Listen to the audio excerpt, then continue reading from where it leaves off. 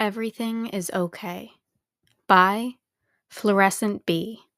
Read by My Lost and Found. Summary. Shinso didn't expect many things. He didn't expect that overdosing would hurt so bad. He didn't expect to wake back up. He didn't expect Arie to wake up in the middle of the night from a nightmare.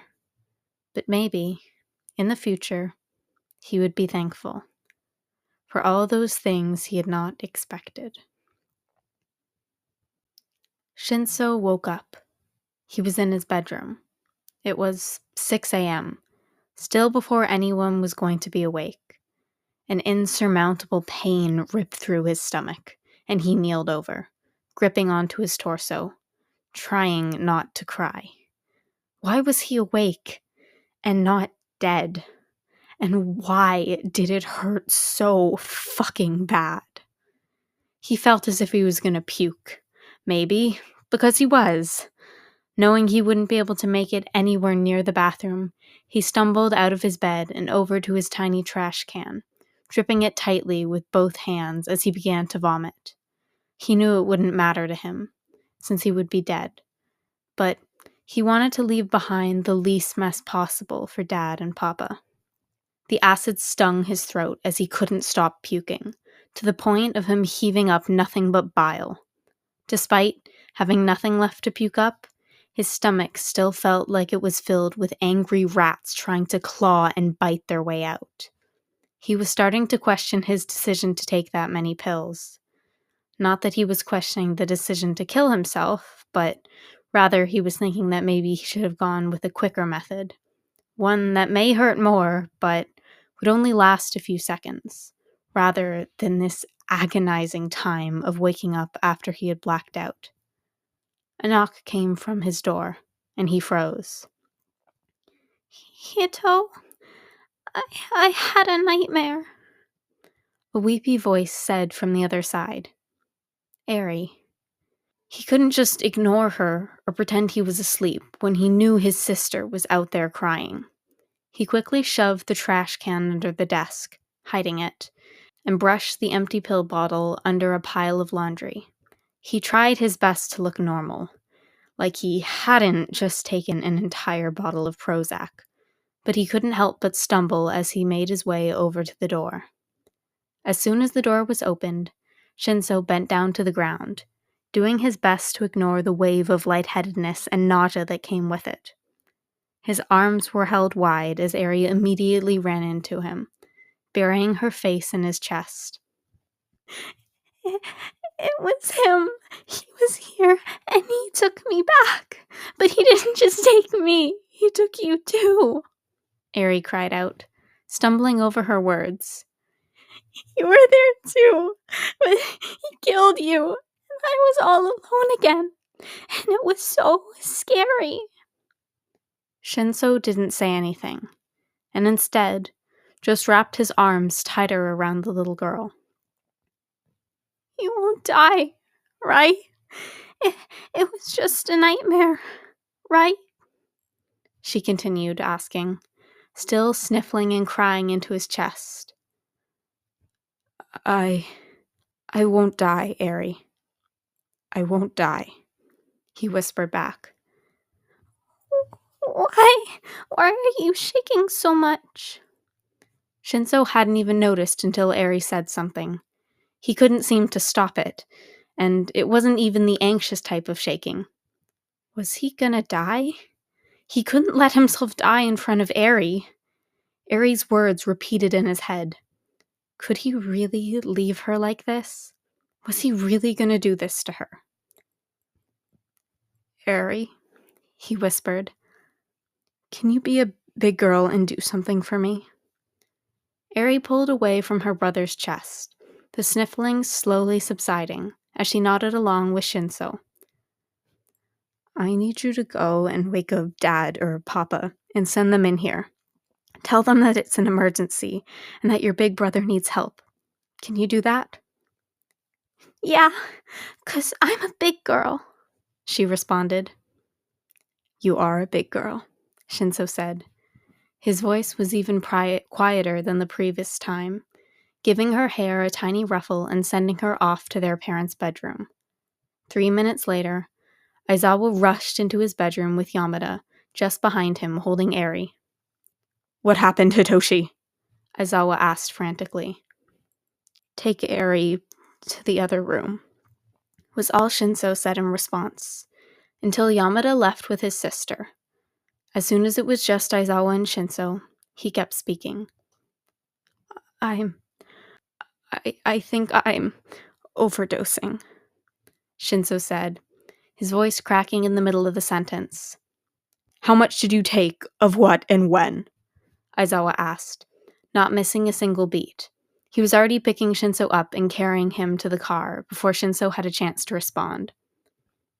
Prozac, 2 a.m., nearly the whole bottle," Shinso said, the words coming out more of a slurred mumble instead of normal speaking.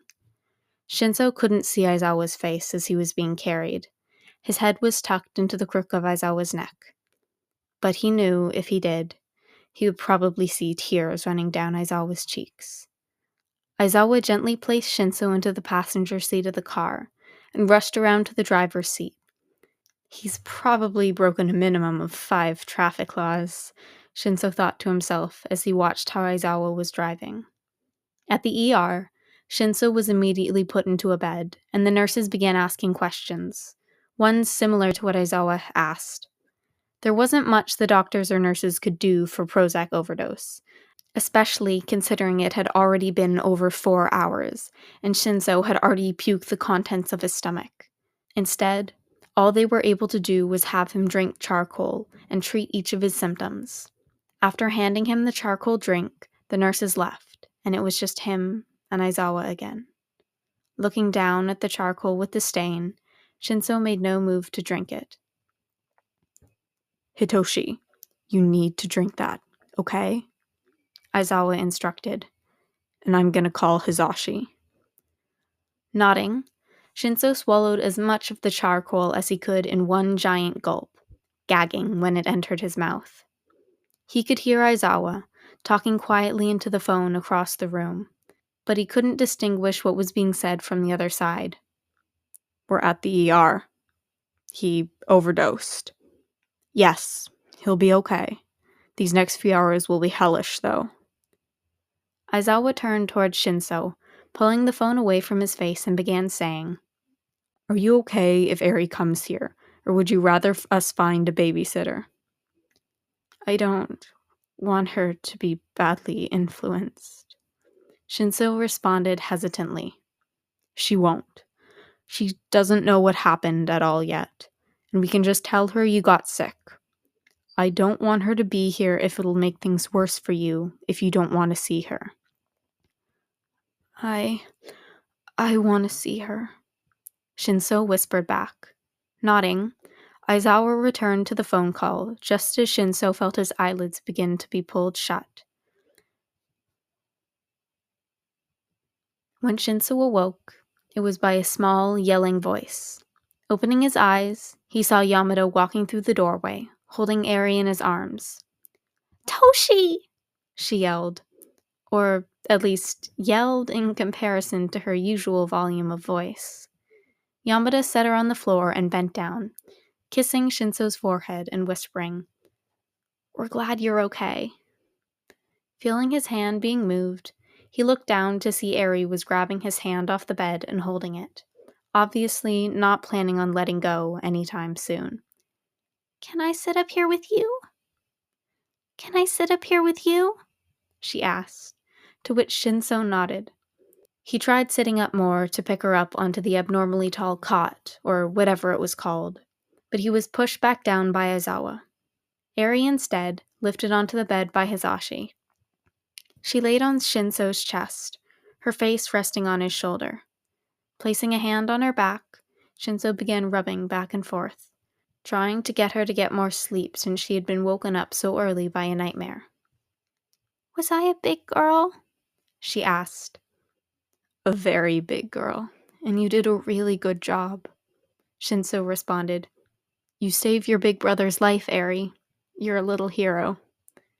Tears began falling down his cheeks as he realized it really was Arie who saved him.